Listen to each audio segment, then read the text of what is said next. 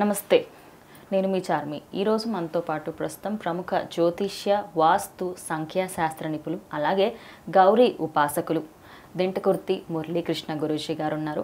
గురుగారితో మాట్లాడి ఈ ఆగస్ట్ నెలలో వచ్చే పండుగలకు సంబంధించి, అలాగే వాస్తురీత్యా, జాతక రీత్యా ఎలాంటి ప్రాబ్లమ్స్ ఉంటాయి, వాటన్నిటికీ రెమెడీస్ ఏంటి అని తెలుసుకుందాం. నమస్తే గురు. నమస్తే అమ్మ. హరి ఓం శివ. గురువుగారు, ఆగస్టు నెల అంటే ఎక్కువగా గుర్తొచ్చే పండుగలలో జన్మాష్టమి ఒకటి. మరి ఈ జన్మాష్టమి ఏ రోజు వస్తుంది, దానికి గల విశిష్టత ఏమిటి అనేది మా ప్రేక్షకుల కోసం.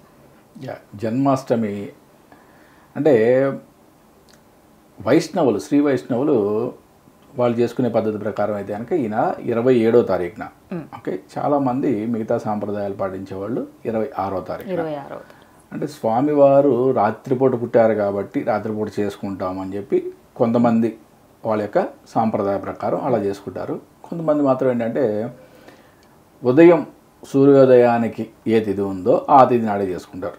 సరే, ఏది ఏమైనా కానీ స్వామిని సేవించుకోవడం ఇంపార్టెంట్. ఫస్ట్ ఆఫ్ ఆల్ అసలు అందరిలో అంటే ఇప్పుడు దశావతారాల్లో ఎక్కడ కూడా శ్రీరాముడు ఎక్కడ కూడా నేను భగవంతుడిని అని ప్రకటించలే. ఆయన ఎక్కడ కూడా ఆయన సంపూర్ణంగా మానవ జన్మే ఎత్తి మానవుడు ధర్మంగా ఉండి భగవంతుడిగా ఎలా ఎదగలడో ఆయన చాలా క్లియర్గా ఆయన యొక్క జీవితం మొత్తాన్ని కూడా ఒక నిదర్శనంగా చాటి చెప్పాడు.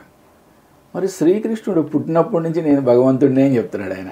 ఓకే, ఏదేదో రాక్షసులు వచ్చినాయి దగ్గరికి, కాలుతో తంతే ఎప్పుడు నెలల పసిబాలుడిగా కాలుతో తంతే ఎక్కడెక్కడో కొన్ని యోజనాల దూరంలో పడ్డాయి ఆ రాక్షసులు. ఒక్క గుద్దుకి చచ్చిపోయినాయి. ఓకే, చనుబాలు తాగితే చనుబాలతో పాటు రక్తాన్ని, దాని ప్రాణాన్ని, పంచప్రాణాలని హరించేశాడు స్వామి. అటువంటి స్వామి ఆయన ఎక్కడా కూడా ప్రతి చోట కూడా ఎక్కడైనా అసలు మొత్తం కురుక్షేత్రం వరకు కూడా నేను భగవంతుణ్ణనే చెప్పాడు చాలా క్లియర్గా. ఆయన దుర్యోధనుడు, ఓకే, ఆయన అహంకారంతో దురహంకారంతో చివరికి కురుక్షేత్రం అప్పుడు ఎవరిని కోరుకున్నాడు ఆయన?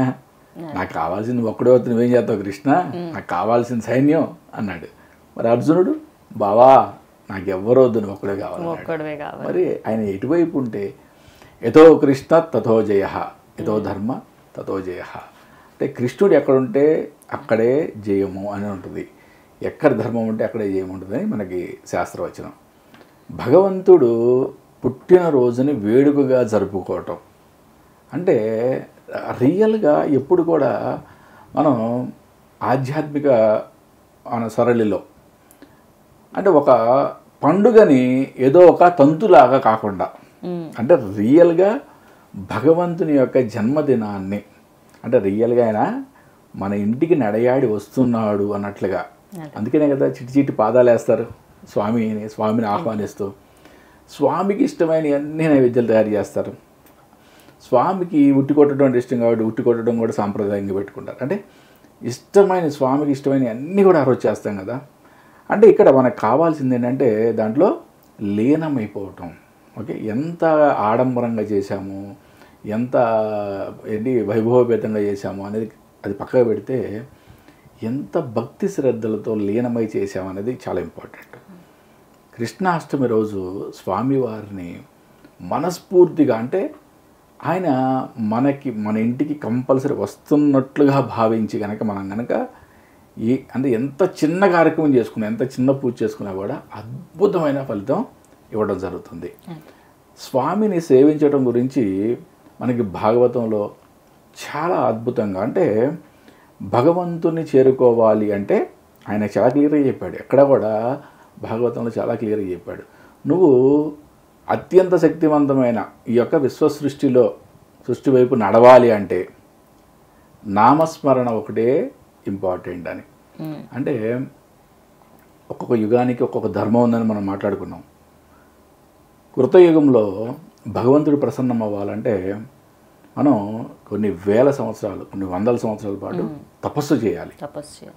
మరి త్రేతాయుగంలోకి వచ్చేప్పటికీ స్వామి దాన్ని యజ్ఞాలు యాగాలు చేస్తే ఆయన ప్రసన్నం అవ్వడం స్టార్ట్ చేశాడు. ద్వాపర యుగంలోకి వచ్చేప్పటికి ఇంకా సింప్లిఫై చేశాడు, వ్రతాలు పూజలు చేస్తే చాలున్నాడు. మరి కలియుగంలోకి వచ్చేప్పటికి వెరీ సింపుల్, కలౌ స్మరణాన్ ముక్తి. కలియుగంలో నన్ను స్మరిస్తే చాలు నీకు ముక్తి ఇచ్చేస్తానని చెప్పాడు. అంటే ఇది యుగధర్మం. ఈ యుగంలో ఇలాగే ఉంటుంది అంటే ఎంతో సింప్లిఫై చేశాడు భగవంతుడు. అంటే మనకు కావాల్సింది భక్తి, శ్రద్ధ, అంతేగాని ఏ పూజలో, వ్రతాలో, హోమాలో, యాగాలో, యజ్ఞాలు కాదు. భగవంతునితో ఆయన్ని ఎప్పుడూ స్మరించుకోవటం, భక్తి శ్రద్ధలతో ఆయనతో మమేకం అవటం. అంటే ఈ జన్మాష్టమి రోజు ఎవరైతే కనుక స్వామిని స్మరిస్తూ ఉండటమే కాకుండా ఇంకా ఆయన్ని ఆరాధన చేసే విధంగా, అంటే రకరకాలుగా ఆయన్ని పూజలతోనూ వ్రతాలతోనూ, రకరకాల వ్రతాలు చేసేవాళ్ళు కూడా ఉంటారు. వ్రతాలతో స్వామివారిని సేవించుకోవడం ద్వారా వారి జీవితంలో ఒక అద్భుతమైన ఉన్నత స్థితికి వెళ్తారని చెప్పి మనకి శాస్త్రాలు చెప్తున్నాయి అన్నమాట.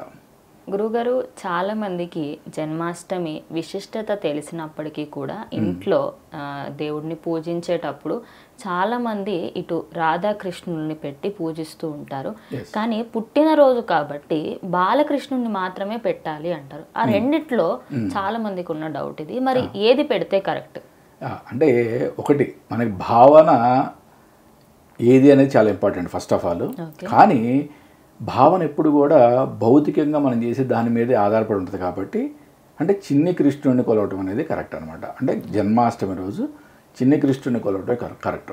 కానీ ఇప్పుడు విగ్రహం లేదనుకుందాం, రాధాకృష్ణుని పెట్టుకున్నావు, కానీ నీ భావన క్లియర్గా ఆ యొక్క చిన్ని కృష్ణుడు, ముద్దు కృష్ణుడు మాత్రమే నీ యొక్క భావన ఉంటే దాంట్లో తప్పేం లేదు. ఓకే. కానీ భావన అందరికీ కూడా ఒకటే విధంగా ఉండాలని ఉండదు కాబట్టి భౌతికంగా ఏది పెడుతున్నామో దాన్ని బట్టి భావన కలిగేది ఎక్కువ మందికి ఉంటుంది. కాబట్టి భౌతికంగా కూడా మనం ఆ చిన్ని కృష్ణుడు, దాన్ని లడ్డు గోపాల్ అంటారు చాలామంది, చాలా ముద్దుగా లడ్డులా ఉంటాడు స్వామి. ఓకే. దాని చిన్న విగ్రహాలు ఉంటాయి. దానికి స్వామికి అన్నీ ప్రతిదీ ఉయ్యాల, ఊంజల్ సేవ అని రకరకాల అన్నీ, ఆయన యొక్క పవళింపు సేవ అని, ఆయన కూర్చొని ఆడుకోవడానికని, ఇలా రకరకాల పూజా దుకాణాల్లో చాలా రకాల వస్తువులు దొరుకుతాయి అన్నమాట ఆయన సేవించుకోవడానికి. అట్లాంటి వాటితో వాళ్ళు మురిపెంగా చూసుకుంటారన్నమాట ఆ రోజంతా కూడా. అసలు మామూలుగానే వారం కూడా చాలామంది అలా లడ్డు గోపాలను పూజించుకోవాలి ఉన్నారు. కాకపోతే జన్మాష్టమికి చాలా అద్భుతంగా చేసుకుంటారు అన్నమాట. నైవేద్యంకి సంబంధించి అంటే లేదు ఇంట్లో మాకేమీ లేవు కానీ చిన్నగా చేసుకోవాలనుకుంటున్నామంటే చాలా మంది ఏంటంటే చెప్పని భోగ్ పెట్టాలి, 7-12 రకాలు పెట్టాలి అని బాగా మంది అనేసారు. కంటే ఆ స్తోమత లేని వాళ్ళు మరి ఏమేమి పెట్టొచ్చు దేవుడికి? అసలు భగవంతుడికి పూజ అంటేనే షోడశోపచారం, అంటే 16 రకాల ఉపచారాలు చేయాలి. సరే, అంత చేయాలంటే పంచోపచారాలు చేయాలంటాం.